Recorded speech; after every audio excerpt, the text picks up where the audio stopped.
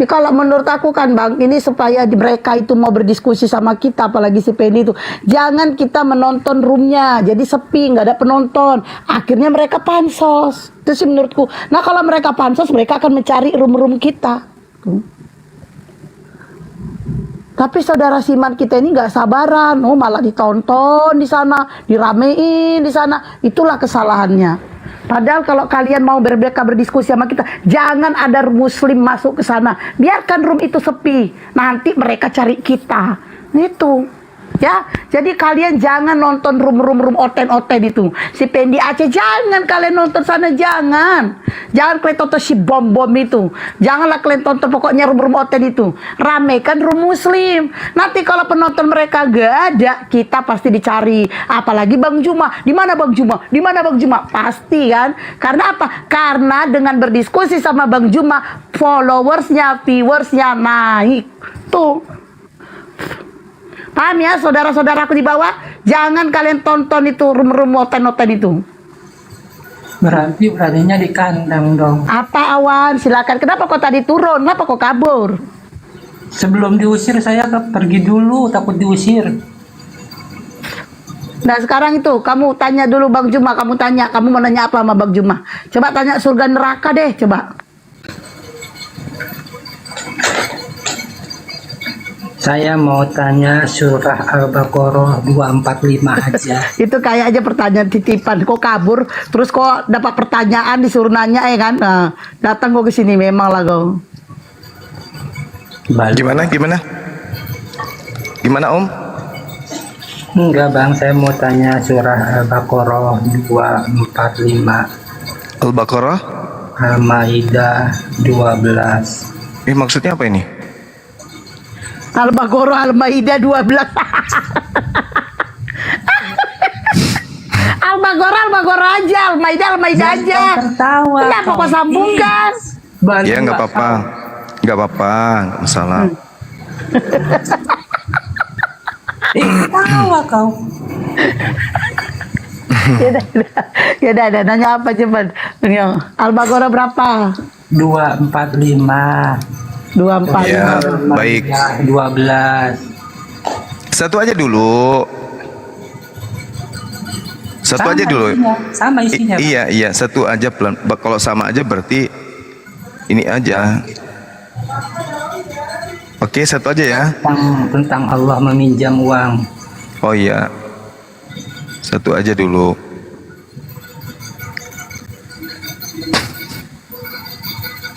Jangan banyak-banyak. Oke, baik. Yang pertama, ketika saudara menit keberapa ini? 137. Saya 10 menit lagi ya ibadah ya. Oke ya. Iya Bang. Oke, baik. Pertanyaan saudara terkait dengan Allah Subhanahu wa taala menerangkan di dalam Al-Qur'anul Karim terkait dengan apa yang Anda simpulkan berdasarkan terjemahan, yang mana pasti pemahaman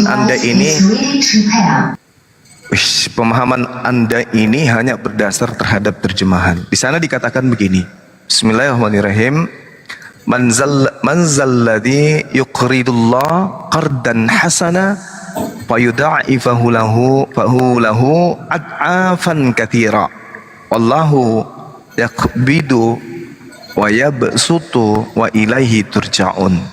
Barang siapa meminjami Allah dengan pinjaman yang baik, maka Allah akan melipat gandakan ganti kepadanya dengan banyak. Allah menahan dan melapangkan rezeki, dan kepadanya lah kamu akan dikembalikan. Jadi ayat ini berbicara mengenai orang-orang yang berjuang di jalannya, baik itu dengan ilmu, baik itu dengan tenaga, baik itu dengan amalan-amalan dan seterusnya. Jadi di dalam sebuah riwayat disampaikan kemudian oleh Ibnu Hibban, Ibnu Abi Hatim dan Ibnu Mardawi dari Ibnu Umar, ketika kemudian turun ayat dalam surah Al-Baqarah ayat ke-261 yang menerangkan tentang orang-orang yang menafkahkan hartanya di jalan Allah. Artinya ketika kita berbicara mengenai ayat ini berbicara mengenai infak, Ini berbicara mengenai sedekah. Ini berbicara bagaimana umat Islam itu berkorban untuk agama Allah. Menolong anak yatim piatu, memberikan kepada fakir miskin, itu yang dimaksud. Jadi ketika orang ini meminjamkan kepada si fakir, kepada si miskin, anak yatim, kaum du'afa, orang-orang yang mu'allaf, yang membutuhkan kemudian, maka itu sama halnya meminjamkan pinjaman kepada Allah, dan Allah akan mengembalikan berlipat ganda tentang itu. Itu yang perlu saudara pahami. Kalau pinjaman yang sesungguhnya itu, kita lihat dia di dalam Amsal 19 nomor 17, diterangkan begini. Siapa menaruh belas kasihan kepada orang yang lemah, meminjangi Tuhan yang akan membalas perbuatan itu. Jadi kalau meminjamkan itu dalam bahasa Ibrani disebut dengan kata lafa. Lafa artinya meminjamkan. Jadi arti dari kitab Amsal 19 nomor 17, siapa yang menaruh belas kasihan kepada orang yang miskin, dalam bahasa Ibraninya adalah dal, orang yang lemah, orang yang hina, orang yang kecil, orang yang merana, orang yang melarat, orang yang miskin. Lalu meminjamkan kepada Tuhan, di mana Tuhan akan membalasnya dengan perbuatan itu juga. Ini dalil. Ini dalil yang seirama dengan itu, bahwasanya Allah Subhanahu wa taala ketika menjelaskan barang siapa man zalladzi yuqridullahu qardan hasana, itu seirama dengan Amsal 19 nomor 17. Barang siapa yang meminjamkan kepada si miskin pinjaman kepada Allah, maka Allah akan membalas perbuatannya itu. Nah, yang perlu dipahami saudara-saudara Kristen yang harusnya dipikirkan sampai kiamat datang adalah apa yang tertulis di dalam Yesaya 7 nomor 20. Pada hari itu, dengan pisau cukur yang dipinjam dari seberang sungai Efrat, yakni Raja Asyur, Yesus akan mencukur kepalanya, dan Yesus mencukur bulu paha. Bahkan pisau itu akan melenyapkan janggotnya Yesus. Nah, kenapa saya katakan Yesus? Karena kan dewa Yesus ini Tuhannya orang Kristen. Katanya dewanya cuma satu. Berarti yang berfirman di sini adalah dewa Yesus. Pertanyaan saya, kapan pinjaman pisau cukur ini dewa Yesus kembalikan? Karena ini adalah pinjaman yang betul. Pada hari itu dengan pisau cukur yang dipinjam, dalam bahasa Ibrani dikatakan syakira. Syakira itu dipinjam, diambil untuk sementara dan akan dikembalikan dalam bahasa Ibrani. Syakira. Nah sekarang kapan syakira ini akan dikembalikan? Kapan pinjaman ini akan dikembalikan? Dari seberang sungai Efrat. Ini kenapa ada musik ya? Ini ada musik dari mana ya musiknya ya? Dari mana musiknya ini ya? Semuanya di mute bang. Bluetooth disconnected. Ya, kok ada musik? Dari host. Aku mute. Pada hari itu dengan pisau cukur yang dipinjam dari sungai Efrat, yakni dari Raja Asyur, Tuhan akan mencukur kepala dan bulu paha, bahkan pisau itu akan melenyapkan janggutnya juga. Nah sekarang permasalahannya, pisau cukur Raja Asyur ini kapan dikembalikan oleh Tuhan yang ada di dalam kitab ini? Kalau tadi Al-Quran surah yang Anda bawa Al-Baqarah itu sudah kujawab menggunakan data Amsal 19:17 bahwa Tuhan meminjam orang-orang yang memberikan infak sedekah kepada si miskin. Ayo, saudara awal, saya boleh nggak saya tahu jawabannya sejauh saudara saya belajar di pendeta-pendeta yang hebat-hebat ini yang adalah anak-anak Tuhan katanya. Apa kata anak dewa kalian, pendeta-pendeta kalian, ketika Anda tanyai, kapan pisau cukur milik Raja Asyur dikembalikan? Silakan. Awan jawab. Nah, tiba pisau cukur mah mungkin udah ikhlas kali bang. Buat saya kembali. Namanya pinjam harus dikembalikan bang. Pinjam duit kayak Allah kan pinjam duit. Ya ini pinjam pisau cukur. Tadi kan sudah kujawab. Barang siapa yang meminjamkan pinjaman yang baik, di situ tidak disebutkan duit. Itu adalah infak sedekah. Banyak kisah yang kemudian menjadi asbabul atau menjadi penopang ayat ini kemudian. Itu jelas. Barang siapa yang mau meminjami atau menginfakkan hartanya di jalan Allah, harta itu bukan cuma duit, tapi apa yang ada pada diri kita yang bisa kita berikan kepada orang yang lain secara ikhlas, harta yang halal, maka Allah akan melipat gandakan, akan mengganti, akan memberikan balasan kepada oknum yang memberikan infak atau sedekah ini. Itu inti ayat ini. Sama tadi di dalam Amsal 19:17. Siapa yang menaruh belas kasihan kepada si miskin, itu sama dengan meminjamkan Tuhan. Coba Anda baca terjemahan lama.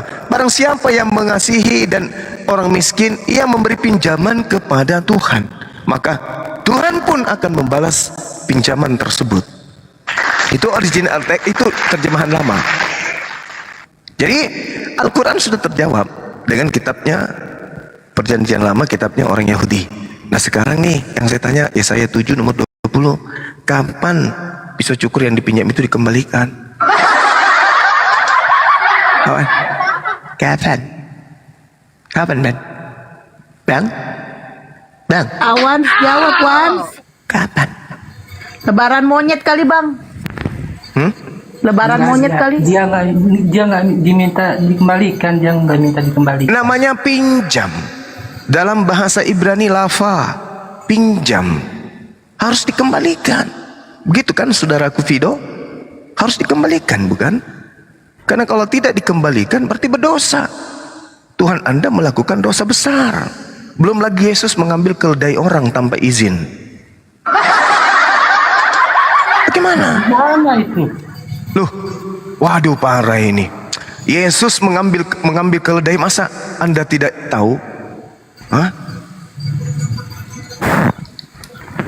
Ayo, diterangkan di dalam Matius 21 itu, kalau nggak salah. Matius 1, Lukas 19 dan seterusnya. Dia mengambil keledai orang.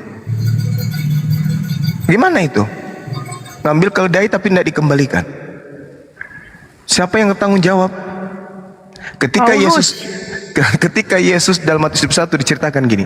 Ketika Yesus murid-muridnya dekat dengan kota Yerusalem di Betfage yang terletak di Bukit Zaitun, Yesus menyuruh 2 muridnya dengan pesan, pergilah ke kampung yang di depanmu itu, dan di situ kamu akan segera menemukan seekor keledai betina tertambat dan anaknya ada dekatnya. Lepaskanlah keledai itu dan bawalah keduanya kepadaku. Dan jikalau orang menegur kamu, katakan Yesus memerlukannya, ia akan segera mengembalikannya. Pertanyaannya, kapan keledai ini dikembalikan? Jawab Awans. Awans. Awans. Maka pergilah murid-murid itu dan berbuat seperti apa yang ditugaskan Yesus kepada mereka. Mereka membawa keledai betina itu bersama anaknya, lalu mengalasinya dengan pakaian mereka, dan Yesus pun naik di atasnya. Nah, kapan dikembalikan? Mana dalilnya dikembalikan? Ambil nyolong barangnya orang tanpa izin. Kalau ketemu orangnya bilang saya mau pakai. Lah kalau tidak ketemu orangnya, apa namanya tuh? Mencuri. Ngambil barang orang tanpa izin itu apa namanya? Mencuri. Maling, maling. Nah,